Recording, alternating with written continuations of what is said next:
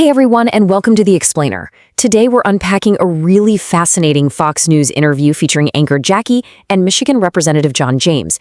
They were breaking down President Trump's high-stakes state visit with Chinese President Xi Jinping. We're going to impartially map out exactly what was said in this segment, and honestly, it's wild to see how this one diplomatic meeting touches on so many seemingly disconnected global issues. Let's get right into it. So how do U.S.-China trade deals actually impact places like Iran and Russia? Okay, let's dive into this, because this is the central question of the whole discussion. On the surface, you've got a trade meeting in Asia, security in the Middle East, and alliances in Eastern Europe. They look like entirely different files on a diplomat's desk, right?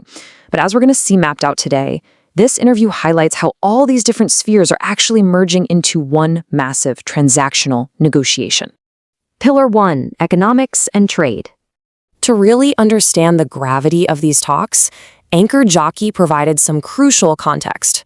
Just about a year before this meeting, the U.S. and China were locked in this spiraling trade war. And we are talking staggering numbers here. Think about it, 145% tariffs on Chinese imports coming into the U.S., and then on the flip side, 125% retaliatory tariffs on U.S. imports going into China. So the backdrop to this whole state visit was just intense economic friction. Both sides were basically looking for a way to make up all that lost ground. Now, what's really interesting is a specific win President Trump claimed from this summit, and it involves Boeing. The aviation giant originally went in hoping for an order of 150 jets. But the president stated he actually secured a commitment from President Xi for 200 jets. According to Congressman James, this is a prime example of the president, quote, suing for reciprocity and actually securing tangible trade deals after calling out decades of unfair business practices. And you know, this isn't just some abstract international deal happening in a vacuum. It has direct domestic implications. Representative James points out how this international agreement lands right in his home state's backyard. He notes that a 200-jet order is just massive for a state like Michigan. He specifically cited that Boeing aircraft engines are actually manufactured in Muskegon, right over on the west side of the state. The crucial takeaway here is how the interview connects this top-level global diplomacy directly to local manufacturing jobs. Moving on to Pillar 2, Middle East leverage. So, shifting gears from Midwestern factories to the Middle East, you might be wondering, why would China get involved in helping the U.S. with issues like Iran? Well, Congressman James argues that the U.S. led with exactly what China wants most, economy and legitimacy. To pull this off, the president didn't just bring diplomats with him. He brought serious leverage in the form of top American business leaders. We're talking heavyweight CEOs like Elon Musk and Tim Cook. The strategy outlined here is that by offering China the prestige and the economic opportunity of working with these corporate giants, the U.S. basically gains the leverage it needs to ask for favors in completely different geopolitical arenas. And this brilliantly illustrates the core of that leverage. Did you know China currently buys a staggering 90% of Iran's oil? Because of this massive reliance, Congressman James points out that it's highly in China's own best interest to ensure stability in that region. Basically, they need to keep that oil flowing smoothly. Using that shared economic interest, Representative James claims the president was able to secure several very specific concessions from China regarding the Middle East.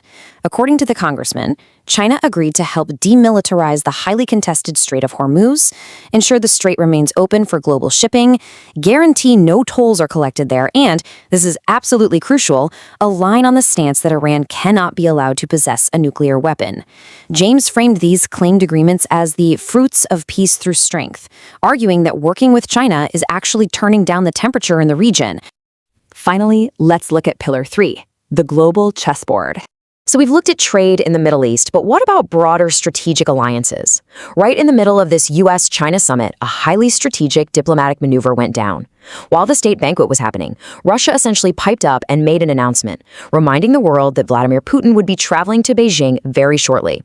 The anchor astutely observed that this was kind of like Russia tapping the glass, interrupting the U.S.-China toast to remind the globe, and probably the United States too, that Russia is also China's friend. When asked about this Russian messaging, Congressman James laid out a stark, really uncompromising choice that he believes China has to make. On one side, China can choose to work with the United States, which he emphasizes is the world's biggest economy. On the flip side, Russia. And I really want to highlight the specific, powerful language the congressman used here. He characterized Russia as a beggar nation and a vassal state that is completely dependent on China and not going anywhere. This framing heavily suggests that Russia knows its days of operating under the old way of doing things are pretty much numbered. And that leads directly to the congressman's overarching thesis for the entire interview, which is perfectly captured right here. China is very transactional, and they are going to go with the best deal. Representative James argues that China's geopolitical decisions aren't really based on deep ideological loyalties to countries like Russia. Instead, it's all about cold, hard economics. In his view, the U.S. represents the absolute best deal for China's future, and he believes Beijing realizes that it's in their own best interests to align with American economic power rather than bet on lesser economies.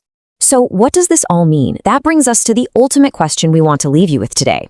We've seen how a single interview connects a 200-jet Boeing order to the Strait of Hormuz and straight through to the geopolitical rivalry with Russia. If nations are indeed acting purely on a transactional, deal-by-deal basis now, will this new style of transactional diplomacy permanently reshape the historical alliances we've known in the Middle East and Europe? It is a fascinating paradigm shift to consider. Thank you so much for joining us on this deep dive. Keep looking at the data, keep questioning the board, and we'll see you on the next Explainer.